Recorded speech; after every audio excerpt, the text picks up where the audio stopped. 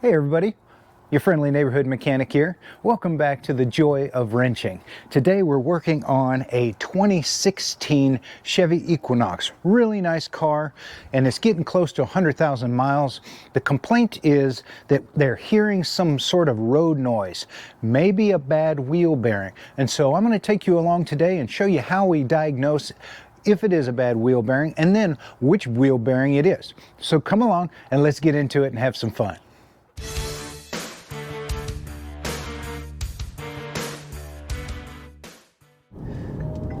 Okay guys, so here we are in our closed course, and I want to show you how to determine if what you are hearing is a bad wheel bearing or something else.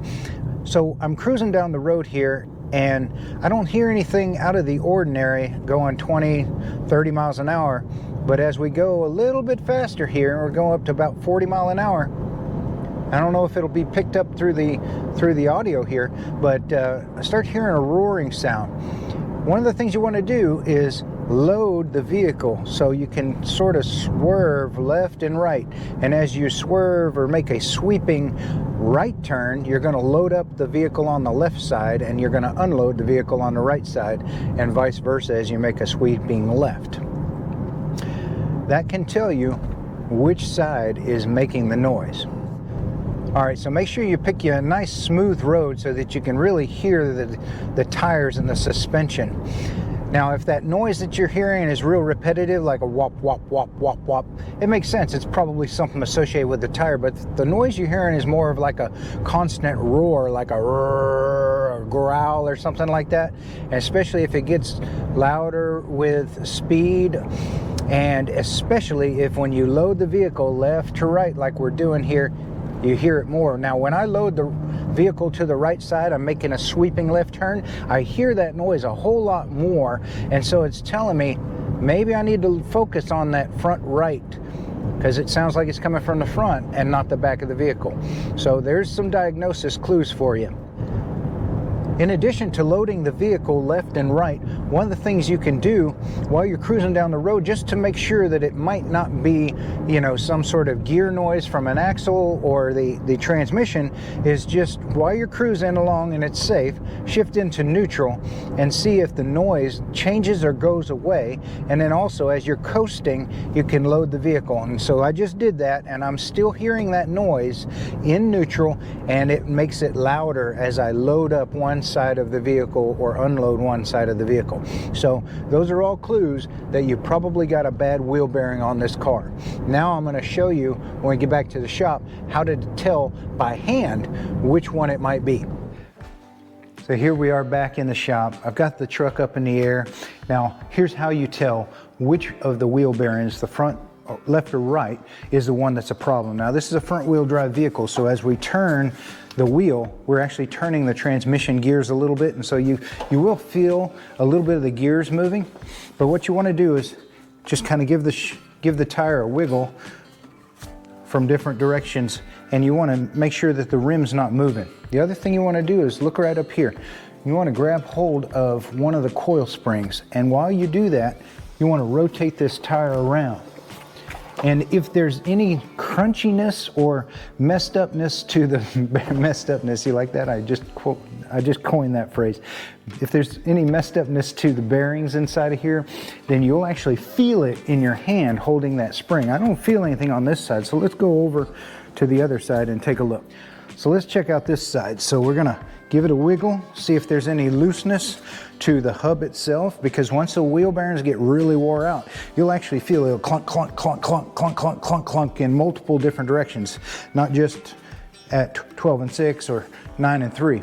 Now this one doesn't have that movement, so I'm gonna grab hold of the spring and I'm gonna turn this wheel.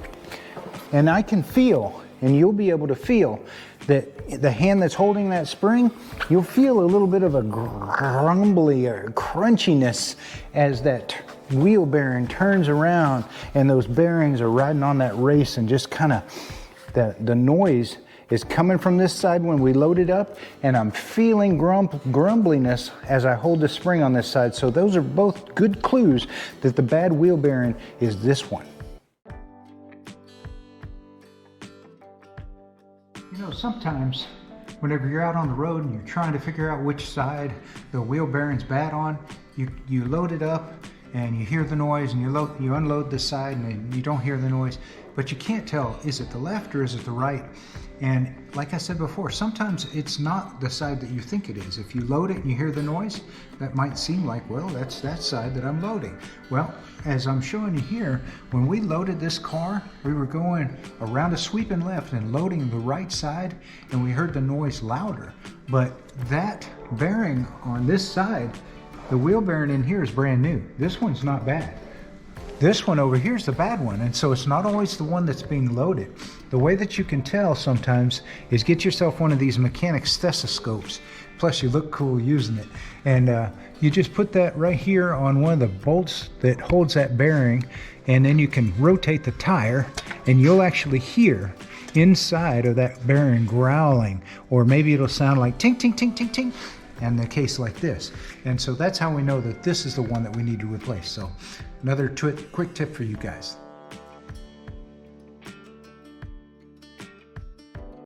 All right, so obviously the tire is off of here. I think you guys know how to do that. So what we need to do is remove the caliper, but we're gonna have to get to this wheel hub. It's behind the caliper, it's behind the rotor. We're gonna go ahead and pop those off. So with your car jacked up, you can get back behind here, and the caliper itself, we're going to go ahead and leave the caliper on the bracket and just remove the bracket and swing it out of the way. So this caliper bracket is held on by these two 18mm bolts. Before we do that, I'm going to go ahead and compress the pistons just a little bit, just to give us a little bit more wiggle room so that the pads and everything slide off nice and easy. All right, so let's go ahead and take off this caliper, 18mm. There's one. There's two. All right. Now, come back up here. We're also going to have to remove this little bracket, and it holds the ABS wire and the brake hose. In order to get the brake hose and the ABS wire loose, we're going to go ahead and remove this one bolt. It's at 12mm. And it's always a good idea just to put that bolt back where you got it from. That way you don't ever have to worry about where did that bolt go whenever you're looking at your big pile of bolts at the end of the day. All right, and we need to come around here to this side. I want to show you where that ABS wire plugs in. Right over here. And we're going to go ahead and remove it, 10mm.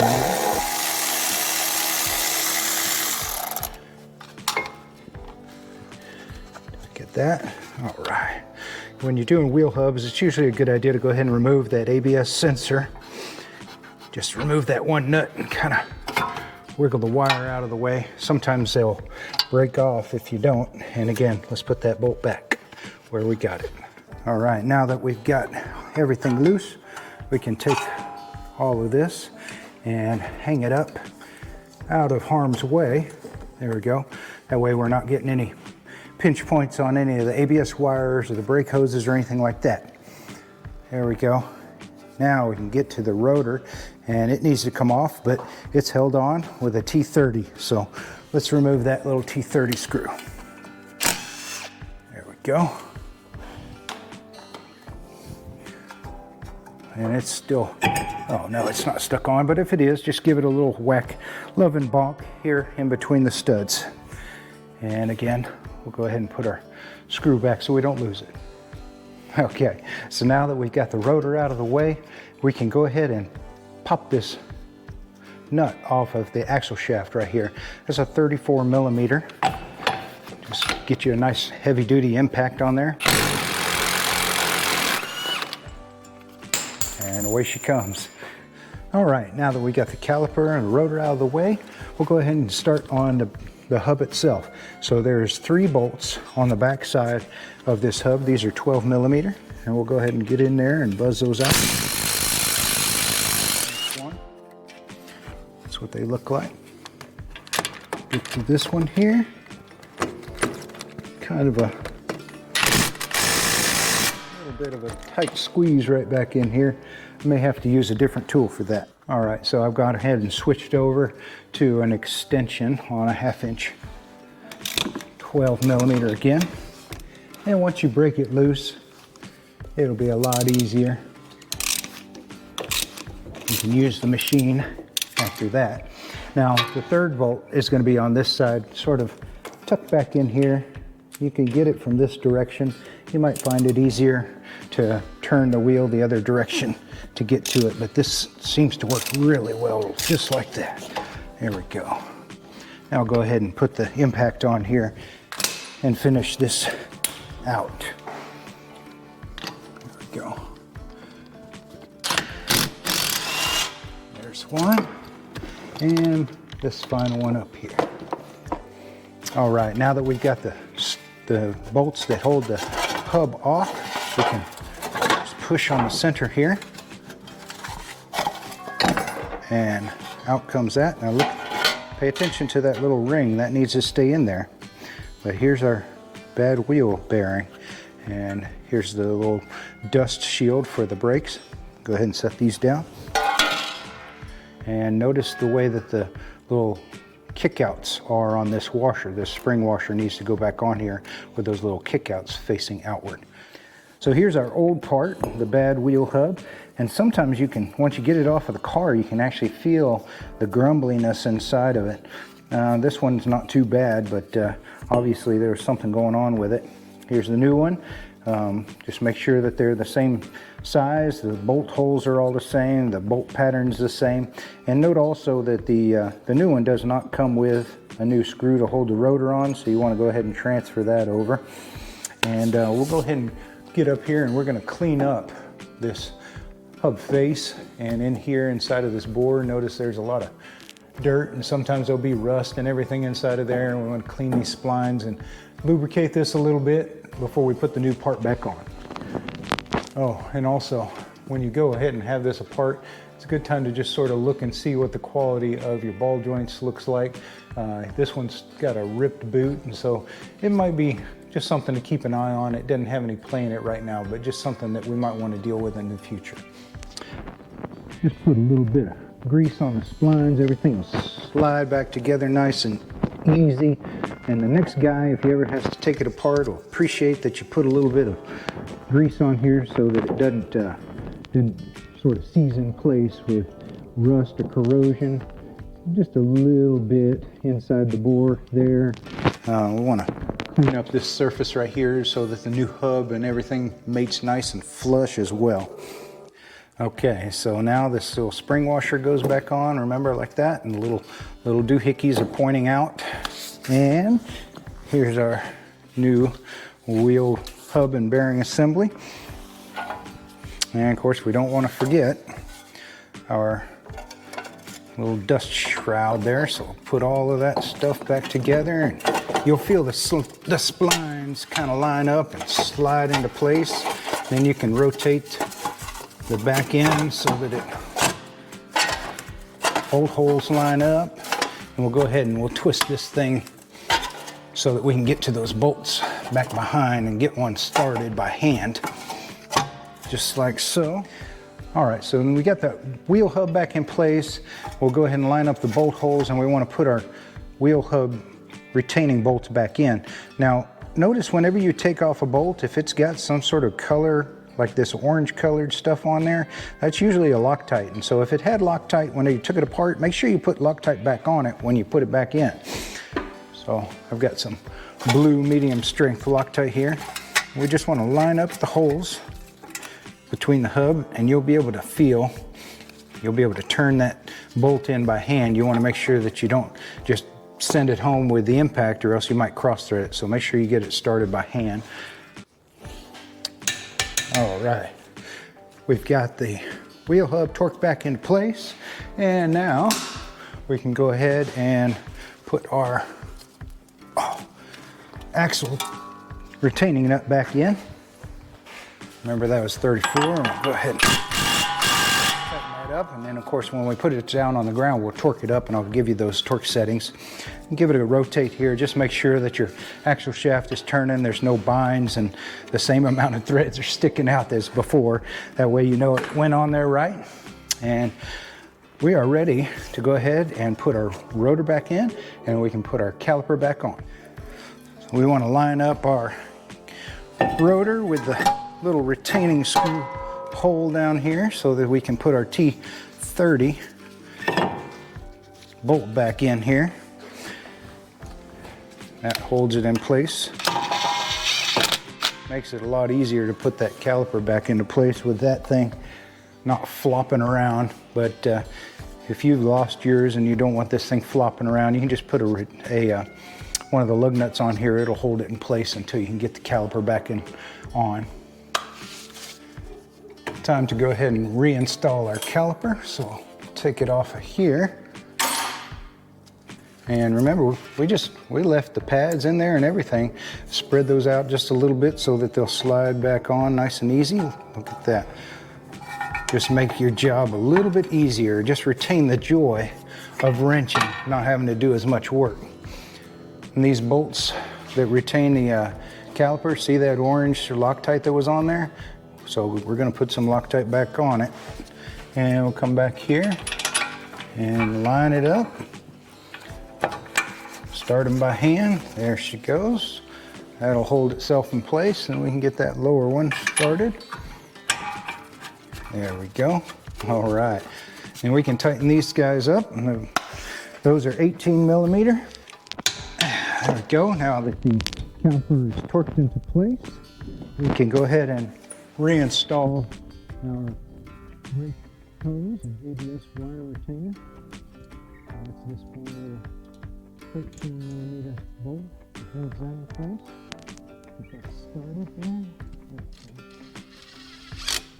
Perfect. And we'll go ahead and put our ABS wire back in to turn around this side. Slide that back in. There it is. Clean it off the little magnet end. Make sure there's no metal filings or anything like that. And we can just slide that thing back where it goes. Down inside there. Retain it with this 10 millimeter bolt, holds it in place. Tighten it too terribly tight. It doesn't have to be gorilla tight, just enough to hold it in place. Done. Hey, man, this feels a whole lot better. Man, sure enough, it was a bad wheel bearing, and as I showed you, bring this car up to about 50-55 mile an hour and you could really hear it. And when you're making a sweeping left turn, which is loading up the right side of the vehicle, we really accentuated that noise. And when we make that sweeping right turn, it would get quieter. Now, sometimes, but not always, and in this case, it was true. When you load the side, it starts making a grumbling noise even louder. And so in this case, sure enough, it was the right side, which when we loaded, it would be louder. And so that's how you tell which side, left or right. And of course, you can hear it coming from the front or the back. So there we got it, guys. That's how you diagnose a bad wheel bearing. We could pinpoint it down to the front right in this case, because as we were loading that car, going through that sweeping left, we were putting that weight on that front right. We really heard it accentuate that noise at around 50-55 miles an hour. New wheel bearing on here. Great thing is you don't have to get these things aligned because you're not messing with the suspension, you're not messing with the steering alignment.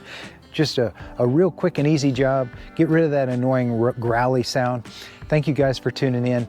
Come back for more videos. Check out the rest of our channel. Please hit that subscribe if I helped you out today, and that helps us to reach a larger audience and help more people. I hope you guys have a wonderful day, and God bless.